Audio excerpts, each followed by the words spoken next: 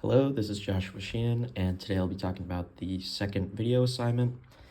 So for the first step, we have the limit as x approaches 3 from the left side, and this is the equation. So what I'm going to do is plug in 2.999 very close to the left side of 3. So plugging that into the equation gives us negative 9991001.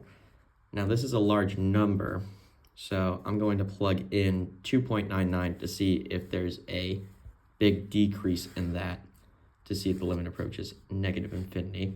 So plugging that in, I see that it is about 1,000 difference, and that makes me confident that this will be a limit approaching negative infinity. So this conversion value rapidly grows as x approaches 3 from the left. For the second one, the limit approaches negative infinity. So the equation we have here is an example of the numerator being higher than the denominator degrees-wise. So that means that we have to do a sign test. So I plug in negative values and I plug in positive values, and this gives me negative and this gives me positive. So these do not match, and as all limits are, if the sides do not match, then the limit does not exist.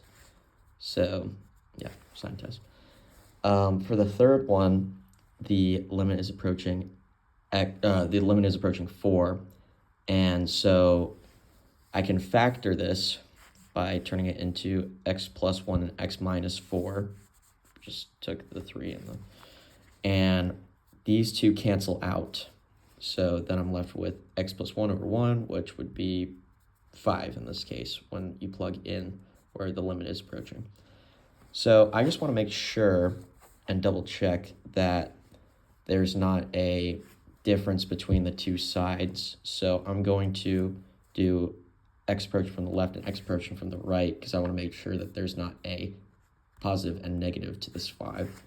And doing that here, plugging in the 3.999 and plugging in the 4.001, I do find that 1 is positive and 1 is negative.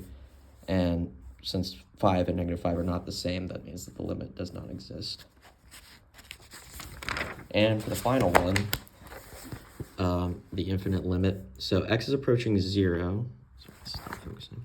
X is approaching 0, and in this equation. So I'm going to plug in a couple numbers above and below 0, but close to it. So I made this table here. It doesn't have exactly all the decimals in there, but it gets the point across. And looking at this, we can see that the number grows exponentially negative on both sides. And because it's growing exponentially negative on both sides, that means that the limit is approaching negative infinity for that one. So yeah, those are all for the questions.